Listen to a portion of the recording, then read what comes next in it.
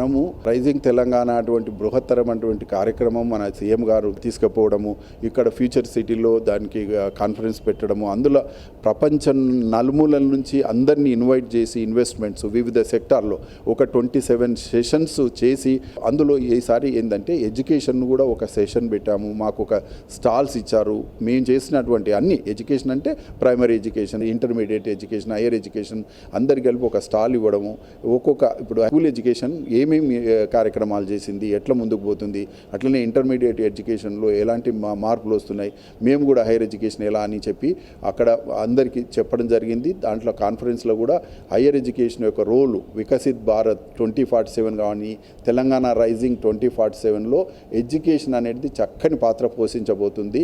ఎందుకంటే ఇండియాలో youth nation కాబట్టి 50% ఆఫ్ పాపులేషన్ అంతా 25-27 ఇయర్స్ వాళ్ళు ఉంటారు కాబట్టి వాళ్ళకి కావాల్సింది ఏంటంటే ఎడ్యుకేషనే. మన సీఎం గారు ఎప్పుడు చెప్తా ఉంటాడు, ఏంది మనం పంచడానికి భూములు లేవు, ఆస్తులు లేవు, సంపద లేదు, ఓన్లీ మనం పంచేది ఏంటంటే విద్యను. కాబట్టి మేము వాళ్ళ ఆదేశాన్ని అనుగుణంగా కూడా నిజంగా కూడా వారు చెప్పింది కరెక్టే.